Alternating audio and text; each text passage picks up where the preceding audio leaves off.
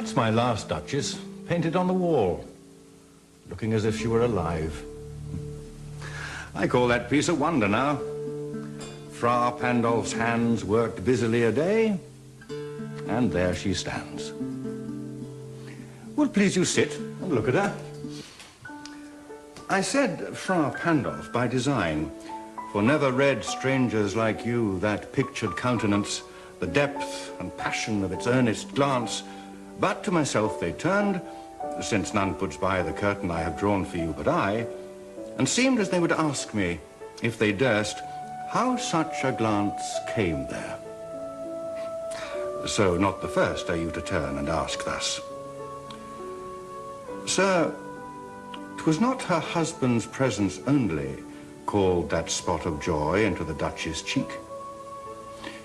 Perhaps Fra Pandolf chanced to say, her mantle laps over my lady's wrist too much, or paint must never hope to reproduce the faint half-flush that dies along her throat. Such stuff was courtesy, she thought, and cause enough for calling up that spot of joy. She had a heart, how shall I say, too soon made glad, too easily impressed. She liked whate'er she looked on, and her looks went everywhere.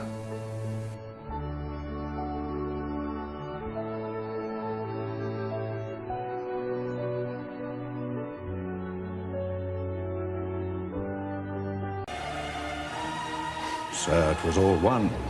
My favor at her breast, the dropping of the daylight in the west, the bough of cherries some officious fool broke in the orchard for her, the white mule she rode with round the terrace, all and each would draw from her alike the approving speech, or blush at least. She thanked men, good, but thanked somehow, I know not how, as if she ranked my gift of a 900 years old name with anybody's gift.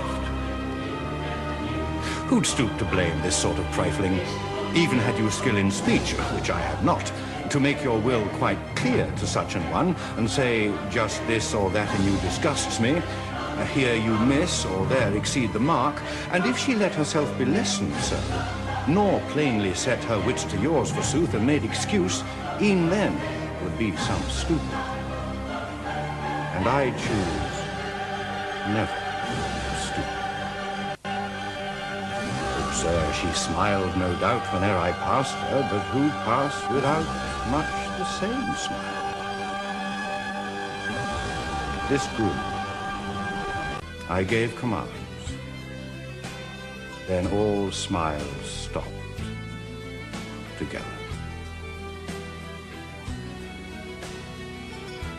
There she stands, as if alive. Will please you rise. We'll meet the company below then. I repeat, the Count your master's known munificence is ample warrant that no just pretence of mine for dowry will be disallowed, though his fair daughter's self, as I avowed at starting, is my object. Nay, we'll go together down, sir.